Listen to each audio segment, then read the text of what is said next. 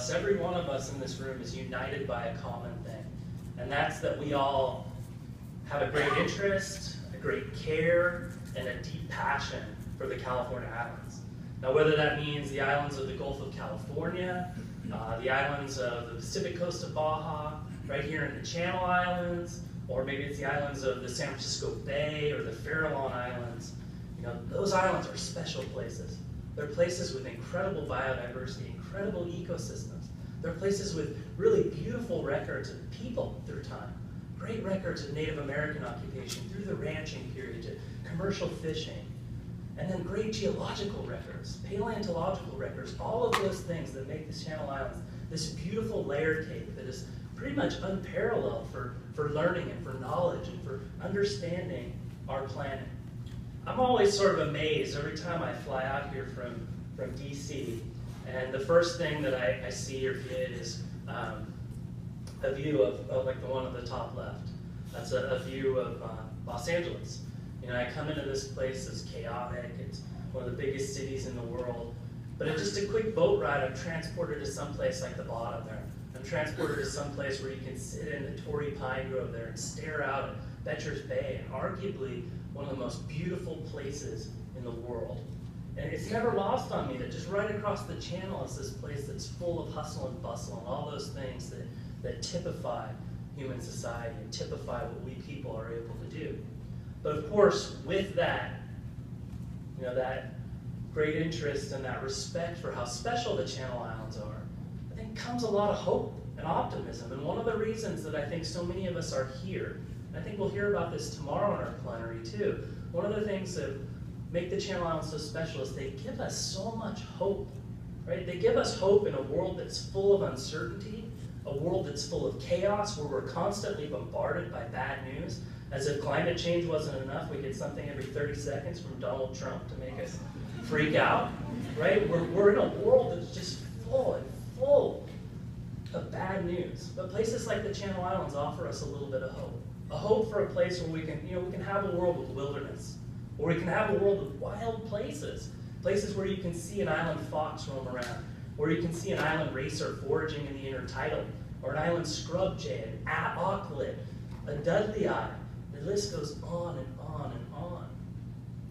And with that hope, I think, comes the need to protect, right? The need to preserve, the need to conserve.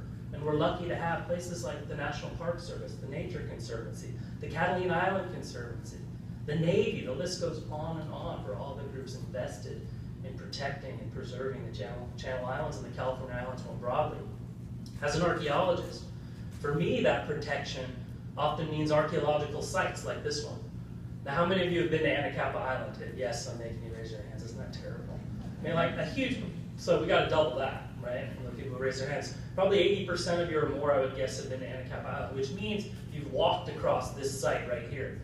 This is ANI 2 on Anacapa Island. It's a prime spot on some of the naturalist tours as well. Well, we got involved excavating and testing this site a number of years ago because, you know, this is a site that gets trampled by people every day. It's eroding and being affected by our activities. So as an archaeologist, the need is to protect and preserve those cultural resources, or to understand the sites that are eroding into the sea and into the ocean. And as a biologist, you know, the lesson of protection and that comes about restoration, right? We've just seen an amazing transformation of the Channel Islands over the last 200 years, right? As we move out of the ranching period, we move out of the period of massive commercial fisheries and the fur trade, right? A real transformation of both what was going on around the Channel Islands and the waters and what was happening on land. And of course, the focus has been on restoration. The focus has been on how do we undo the major impacts that people have had on the Channel Islands, like the ranching period. And of course, you're looking at cattle marching along towards the Torrey Pine Grove before they were removed. And one of my favorite pictures is in one of Marla Daly's books on Santa Barbara Island. It's one of the former landowners of Santa Barbara Island out on Guadalupe Island, pointing a gun at a Guadalupe at a northern elephant seal. Just a great shot. Luckily, we don't see these scenes too much anymore unless you're at a Trump rally. And I've made 2 Trump references. I don't know what is going on here. But we see images like this. And for me, what I often hear is we need to undo that. We need to get out what I call the big eraser of time, right? And we need a big eraser.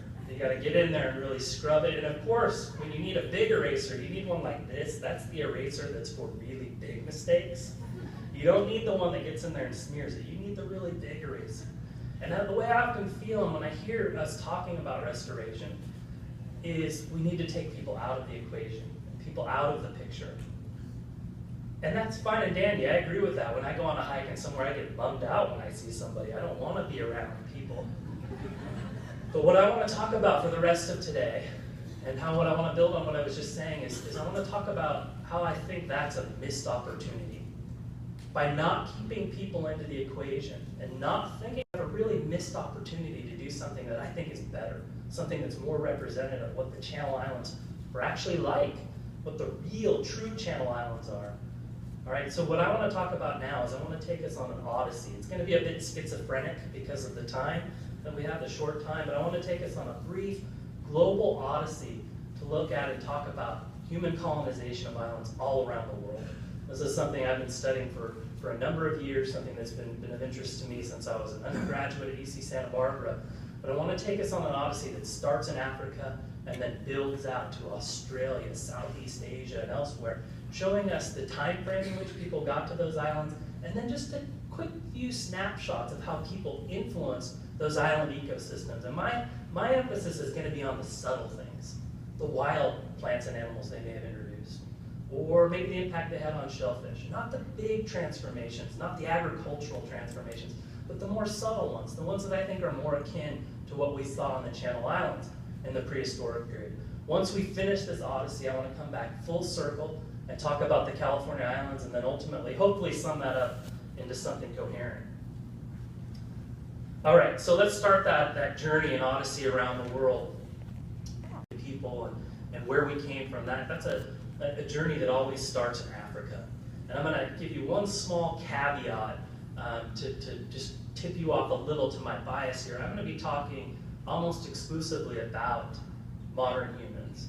There are earlier cases of people using marine resources, our earlier ancestors, Homo erectus, other members of our genus, and there are possibly even earlier cases of seafaring, but I'm going to focus largely on us, modern humans. I think it gives us a deep enough starting point to really think about broader issues.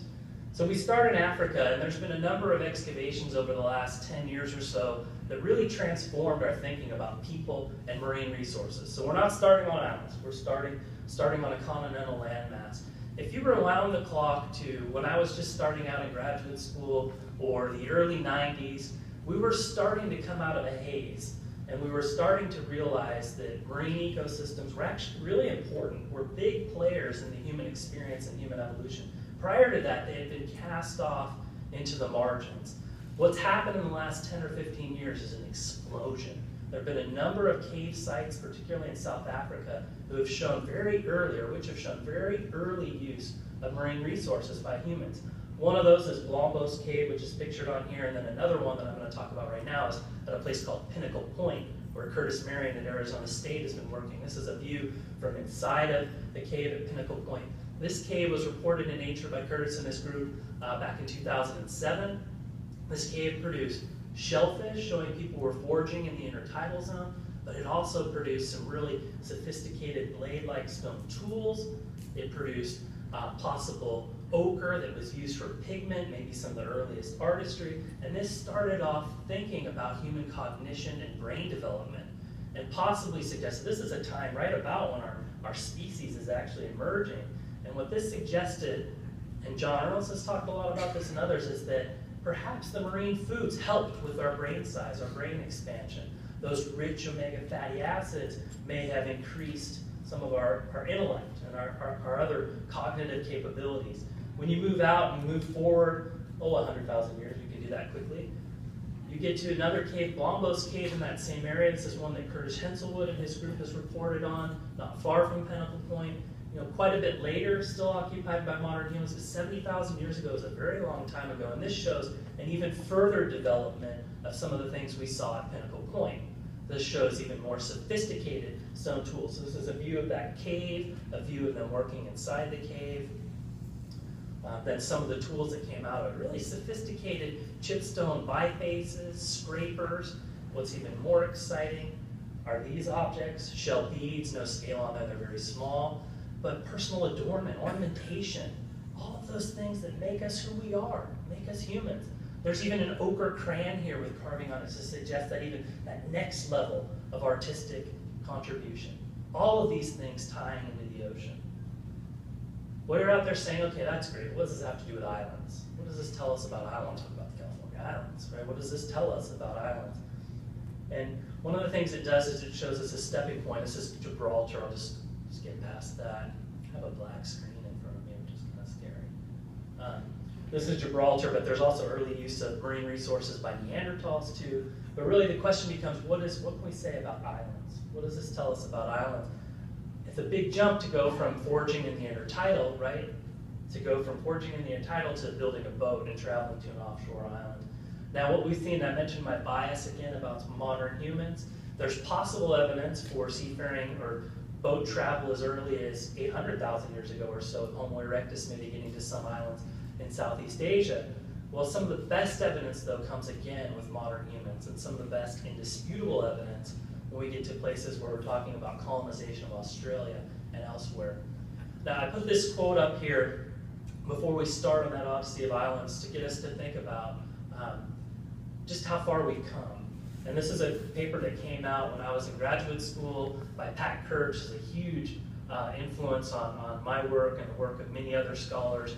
And Pat's quote, he was giving a distinguished lecture for the American Anthropological Society, or American Anthropological Association, and his quote here really typifies what much early thinking about islands was. He's talking specifically about Melanesia and Polynesia, but he notes there that they were mostly viewed as a cul-de-sac, right? An endpoint. They were just a footnote, a little tangent on the way to talk about the more interesting parts of world archaeology. Well, as Pat showed 20 years ago, that had really started to change. We've actually started to see, well, there's a lot of really interesting things going on islands. Much like that explosion in the use of human resources, we've seen an incredible amount of research come from virtually all island groups around the world, showing a greater antiquity of human colonization than we ever expected, a greater influence on the ecosystems than we ever expected, and more sophisticated human cultural systems than we ever expected. It's just blown away. I can't imagine what the next 20 years will be like and bring for us in our understanding of islands. So let's start off in Australia.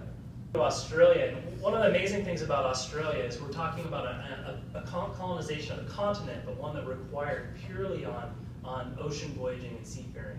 Even during glacial periods when sea levels around the world were much lower, Australia was never connected to the mainland. You can see this is a map from a recent paper by Sue O'Connor and her colleagues, showing that Sunda Peninsula out of Southeast Asia down into Sahul in Australia and Papua New Guinea that were connected. This has become a hotbed for understanding human colonization of islands and seafaring more generally.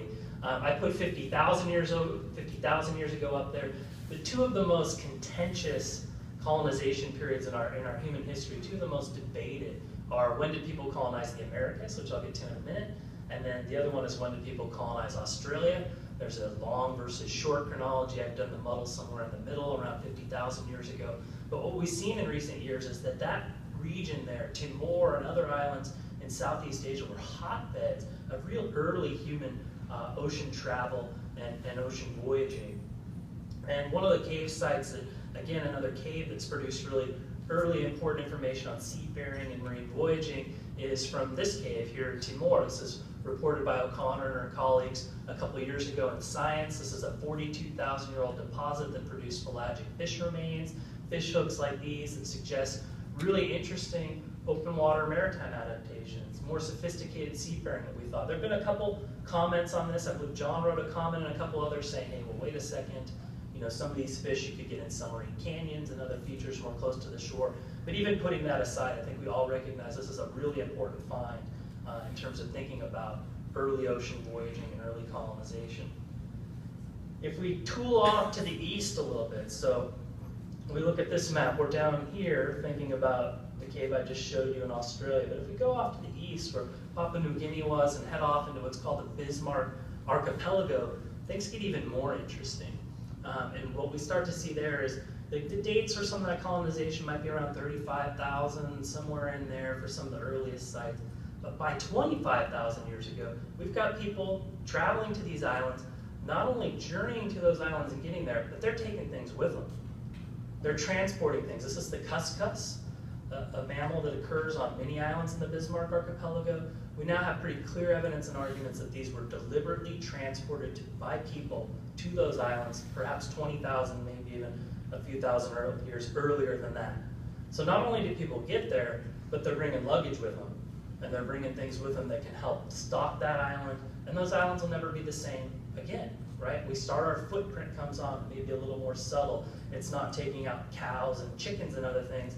It's taking out a wild animal in this case, but one that still represents a major transformation of that ecosystem. We can jump over to the Mediterranean. I told you it's going to be a little schizophrenic. We can jump over to the Mediterranean. This is a map from one of my colleagues focusing on domestication in parts of the eastern Mediterranean. And this is the movement of different crops and other goods in those areas. This has long been a hotbed for travel. Many of the islands, Cyprus, other islands, were just transformed by agricultural activities very early on. But if we rewind the clock a little bit and we go to a place like Cyprus, we start to see those subtle indicators again of human activities. The translocation or movement of wild boars, in this case, out to those islands, perhaps 11, 12, maybe even 13,000 years ago in some cases. Or we have Alan Simmons' work that suggested maybe people drove hippopotami to extinction, or pygmy hippopotami to extinction on those islands. This is still a little bit debated and contentious, but again, we get to those topics that start to tell us about the bigger influence people were having very early on islands around the world. We jump again to the Caribbean, an island group colonized much later, maybe 7,500 years ago or so. And the story becomes very similar, right? The people are different, the things they brought with them, the species are different, the time frame's a little bit different, but the general theme is pretty consistent with the things that were being transported and translocated by humans prehistorically to those various islands. And we have another record or possible issue of extinction there. David Stedman and his group has argued for years that there were human extinctions of things like the giant sloth there up in the, or giant sloth, like the sloth up there in the left, not a giant. There's also evidence for translocation early on of avocados, other wild plants that came to the Caribbean by people before agricultural goods. There's translocation of animals through time, coming out of both South America and Mesoamerica. So you've got armadillos, peccary, guinea pigs, opossums, even more beyond that. This doesn't even include the domesticates, the guinea pig, the domesticates that people were taking out to Caribbean islands. And just so I don't mislead you a bit too much, since my focus is on translocations and terrestrial landscapes, people are having an influence on the ocean as well. This is some of my colleague Scott Fitzpatrick's work in the Caribbean, looking at human changes or impacts on shellfish populations. This is kind of a neat study because they showed that there wasn't a big impact from humans on those shellfish populations, which differs from some other cases, but still, people are having an impact and influence on both land and at sea. We jump again, and I promise my journey around is almost coming in. We jump again to the Pacific Islands. One of the most famous case studies is that massive colonization of Pacific Islands, that massive journey spanning thousands of miles out to the most distant reaches of the planet, to places like Easter Island and Hawaii. And I bet most of you have heard about the various transformations that happen on those islands. David Stedman's work, again, pretty famous work, showing that right at human arrival, we see landscape clearance, we see burning, we see the extinction of many of the native bird species, the introduction of rats, introduction of all sorts of things. And then, of course, one of the most touted cases of how awful we people are is the rapid extinction of moa, in this case. You know, maybe as quick as 300 years annihilated from New Zealand. Right? And that's a case of pretty quick human impacts. But even in those cases, there's a lot of sustainability that underlies much of those environmental transformations, a lot of sustainability that we don't even oftentimes think about or hear much about because it doesn't grab the headlines quite like the extinction events do.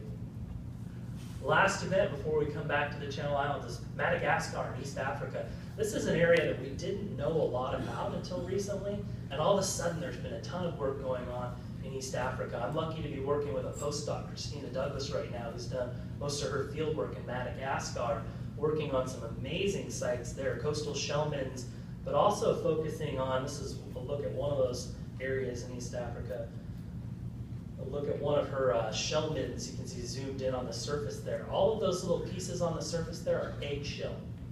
They're eggshell fragments scattered all over it from this guy here, the ratite, another giant bird, not unlike a moa. These guys are weird though. Their closest relatives are kiwis, little birds. This guy's about as tall as I am.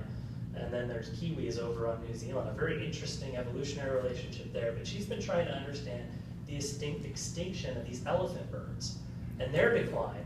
So I just told you that moas went extinct rapidly, right? Wiped out by people. Well, here's a case where we have maybe 2,000 years of coexistence with humans. We're not even sure that humans even hunted these things. There aren't any bones.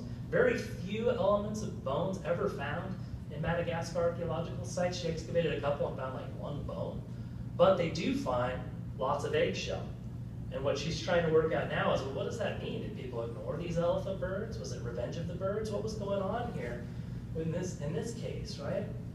And so people are using them today. They use them for vessels. They eat them. They hollow out the eggshell. She's in the middle of a big project, an SEM project, looking at their eggshell, trying to determine if those eggshell fragments that she's found in archaeological site were from animals that had already hatched or were from unhatched animals.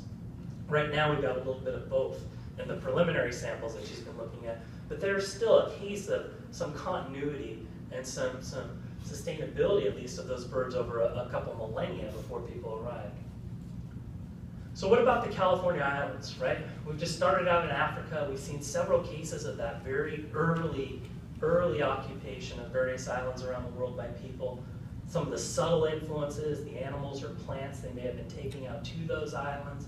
And then, of course, I haven't even talked about the agricultural period. Much like the ranching period we think of on the Channel Islands, there are a few islands around the world you can point to that didn't share a similar history, except that history is often much earlier. Agricultural populations reached Mediterranean islands 10,000 years ago and started clearing those. Hawaiian islands, almost from the get-go, from the moment people reached them, they were doing agricultural activities. We have a bit of a unique situation in that case, that it wasn't until the ranching period that we had those kind of transformative effects that often accompany agriculture.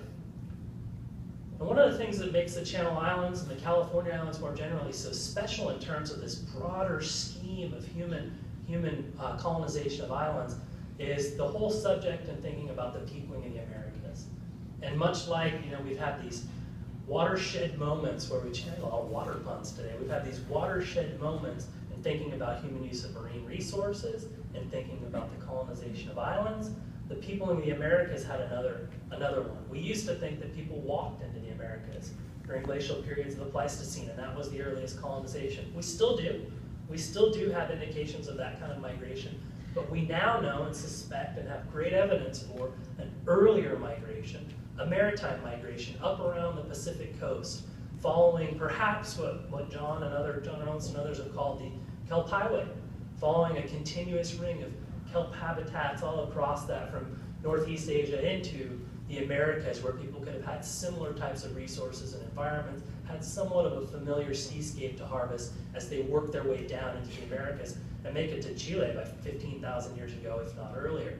Right? It's a very compelling case. We are lucky, in the case of the Channel Islands, to have a wonderful early record. And that's a record that goes back over, let me just say one thing. My bias, I'm going to be talking about primarily the Channel Islands, so I apologize to those of you who work on other California islands, but we're really lucky to have this fantastic record of very early human colonization, certainly of islands in the Americas, if not, any coastal region in the Americas. So we've got the Arlington Springs site, I think John Johnson's going to talk about later in the week, occupied with human remains about 13,000 years ago. You can see that in the background of this slide. And then the site there that John's working at is a site that is located right around the corner near an area called Radio Point on Santa Rosa Island. This is SRI 512 with dates in the neighborhood of 12,000 years ago. We were very excited about this site. I was going through my notes, John, before he came out here, and I think it was like 2008. My, how time flies that we found. It seems like yesterday.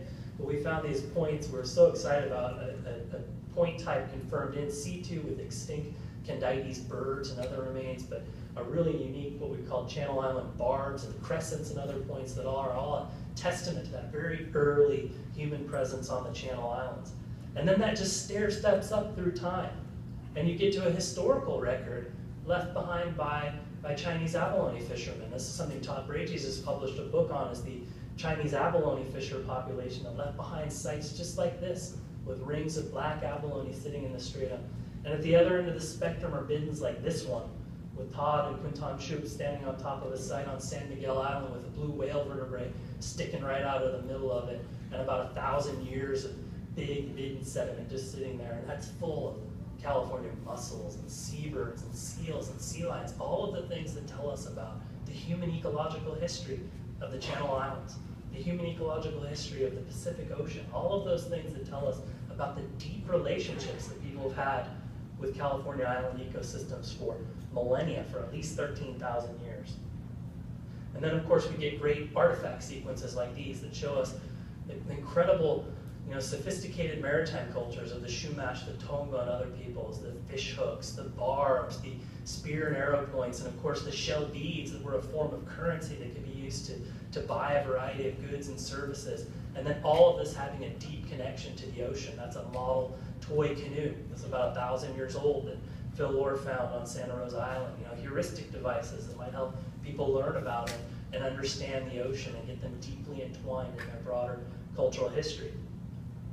Well, if you're on an island for 13,000 years, and in some cases, one of the most difficult things for us is to estimate how many people there were, right? Maybe conservatively we can say, and then we'll all fight about this afterwards, but maybe 3,000 people or so living on the northern Channel Islands. Imagine that.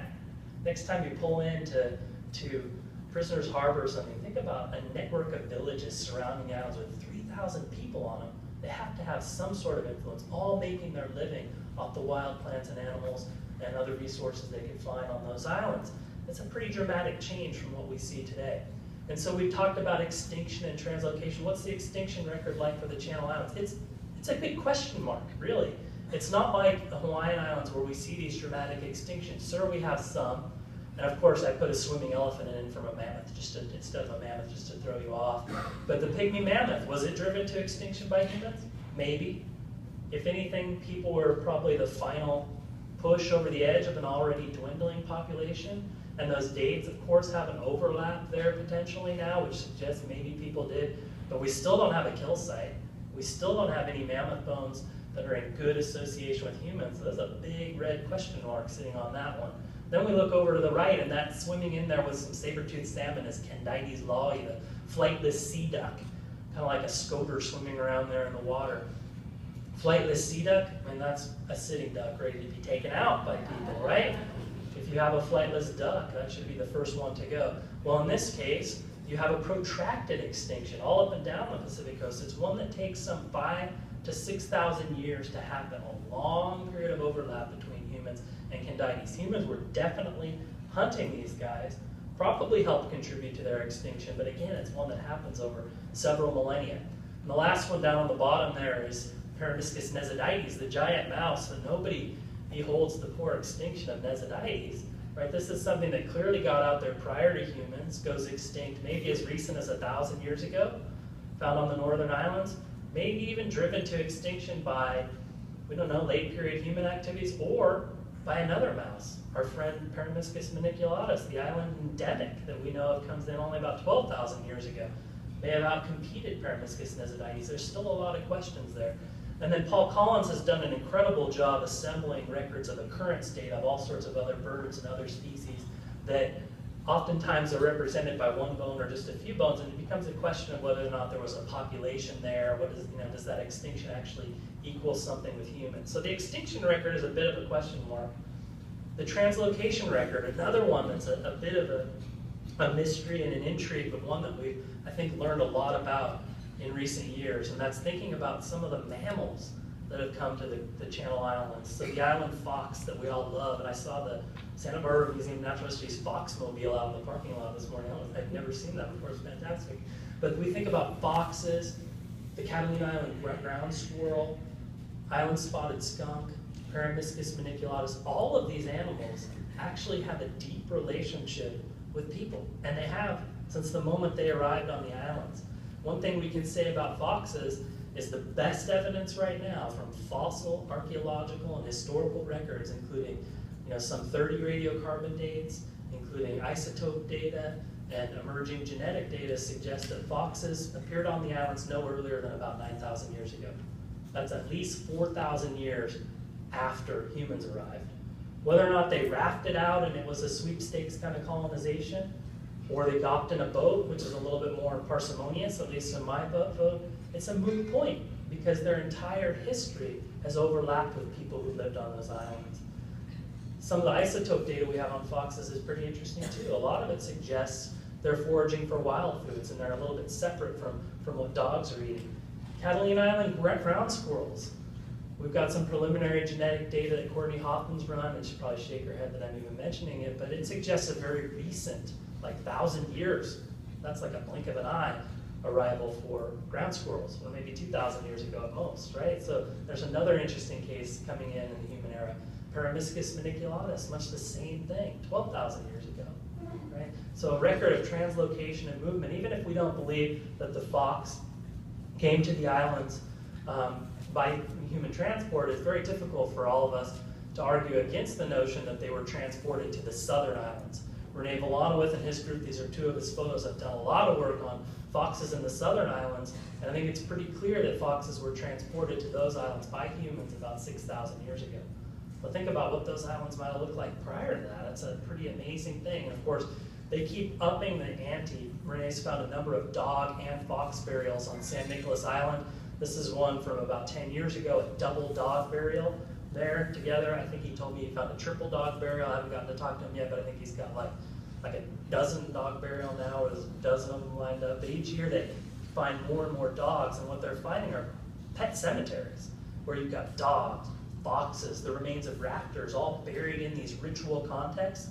The isotopes from some of these animals show very similar overlap between foxes, dogs, and humans, suggesting there might have been some possible provisioning at some of these sites too.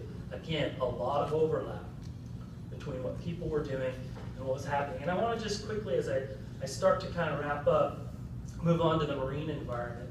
But I want to throw out an idea. If people were to have brought foxes out there or had this relationship, to me, that makes them even more special, even more important, and even more worthy of protection.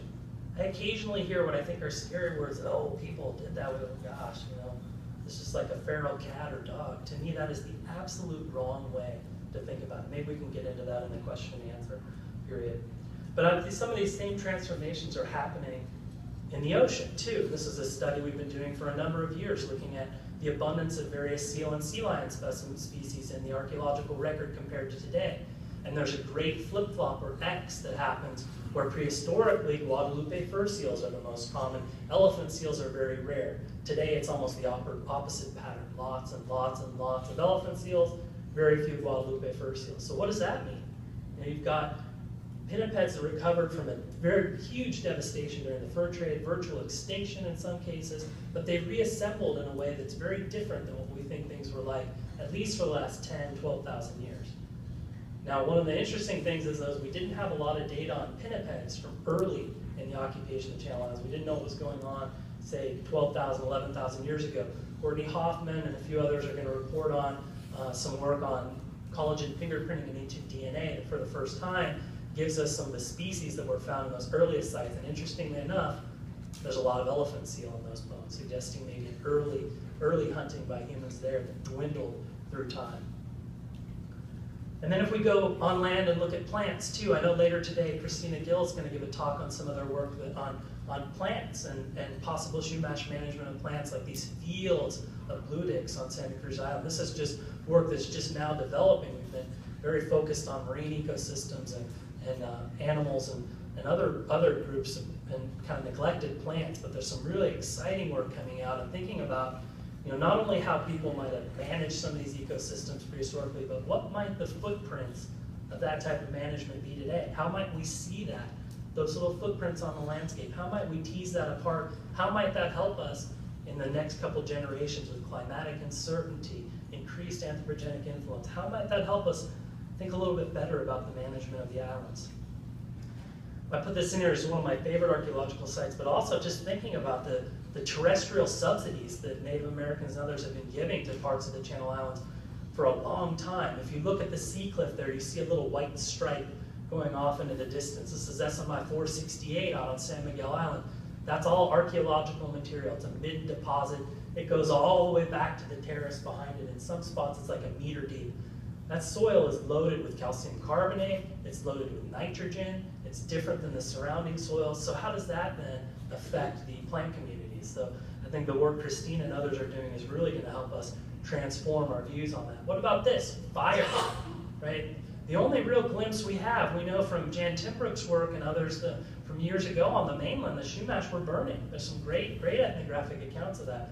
We know less about what was going on the islands, about how people might have been burning on the islands or setting fires there. Really, the best glimpse we have is Scott Anderson's work from some of the few sea cores that are out there, that are sea cores, from the few pollen cores that are available from the islands that give us a pretty decent charcoal record, right? And they show, and one of the interesting things is a spike in charcoal, a huge spike, right around 4,000 to 3,500 years ago, that may suggest an increase in fire. This is a period possibly associated with some cultural changes as well. This may indicate an increase in fires.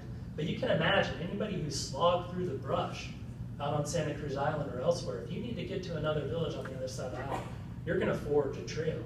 You may be using burning like people did all around the world. Something else for us to think about. I think this is sort of an untapped area of inquiry, is to think about the nature of prehistoric use of fire on the Channel Islands. So where does this get us? I want to just wrap up with a couple concluding thoughts on what this Odyssey might tell us and how it might help shape our thinking, certainly as we leave the room, and maybe as you think about a lot of the talks you're going to hear throughout this week and throughout this symposium. I put this up here. It's one of my favorite spots on the Channel Islands. This is on San Miguel Island. It's just on sort of the southeast side of Harris Point. And it's like classic Channel Islands. There's not a person around. There's harbor seals, sea lions hanging out down on the beach. There's a whole bunch of little white seagulls breeding. There you can see the little white dots out. Seagulls hate me, by the way, but they're there breeding and dotted out on the landscape. What's so important about this picture is what you don't see, though. And that's the massive Chumash village site that's sitting basically in that entire low-lying area there. It's got 10 possible house features on it. It's got midden accumulation over a meter. It's only like 600 years old, too. So you could have been sitting right in that spot thinking about a couple hundred people here. Would those sea lions have been there? I would. I've been on the offshore rock as far away as I could get. Would those gulls be there? Anybody who spent time in Anacapa in the summertime knows that those gulls would not have been there, right? If you're living there, that's not a fun place to be. So it tells us just that the Channel Islands, they're a place of change. All the California islands, they've changed an incredible amount. That's both through natural climatic change, through geologic change, through the influence of people through time, whether it's the ranchers or Native Americans or now the managers. They're a place of change, and we need to think about that change and understand that change if we're going to get to a better period of management and what's coming to be a very great period of uncertainty and climate change and other activities.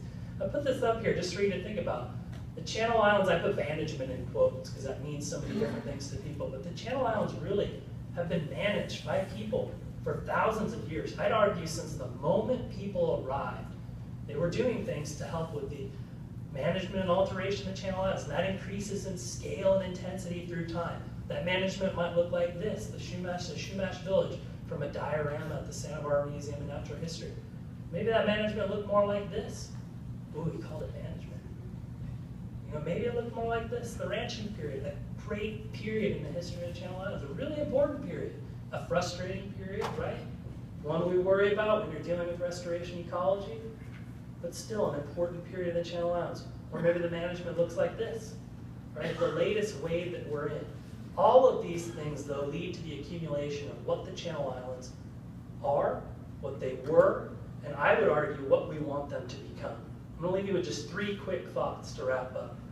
The first one is, do we need to reframe some of our goals? Do we need to rethink some of our opinions about the best way to move forward on the Channel Islands? Do we need to have a more radical thought about what it is the Channel Islands should look like? Why do we make the decisions that we do in both the management of cultural and natural resources? And this isn't something just for the Channel Islands or the California Islands.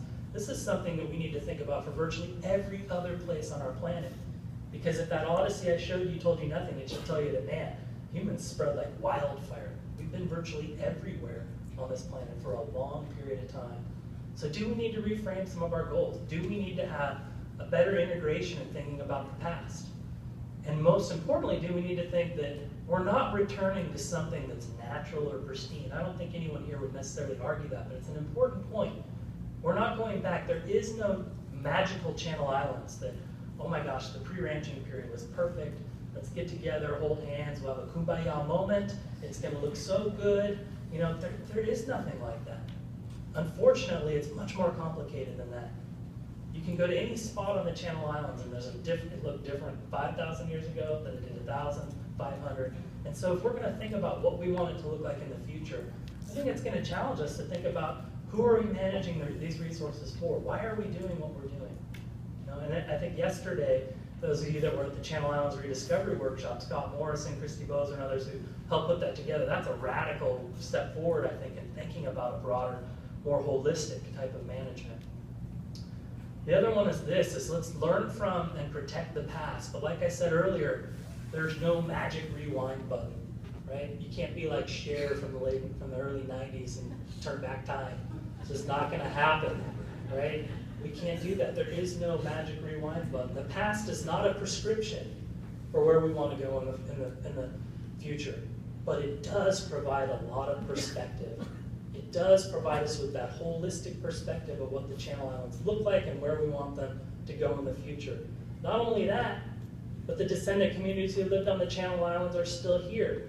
And we had a nice talk about this yesterday too, but they're still here and with us. There is so much we could learn from indigenous knowledge, from working with the Chumash, the Tongva, and other peoples and thinking about the future management of it. Don't get me wrong. I'm not saying we should bring people back and introduce 3,000 people to the Channel Islands. It couldn't be any further from it. But we need to think about the legacies of the land use that people had on those islands. The last one is moving beyond the boat, or you could say beyond the bunkhouse. Maybe beyond the field station. We'll do that. Beyond the boat or beyond the field station. You know, I can't tell you how many times I have had this like epiphany moment on a boat ride to or from the Channel Islands where I've run into someone working on something else and learned an incredible amount in that hour-and-a-half or 2-hour boat ride. The key now, though, is to take it the next step and go beyond the boat ride to bring us all in a room like this symposium does to talk about all of our different disciplines and what our shared interests are and how that ultimately can help us move forward in managing and caring for and protecting the place we love so much, the California Islands. With that, thank you all very much.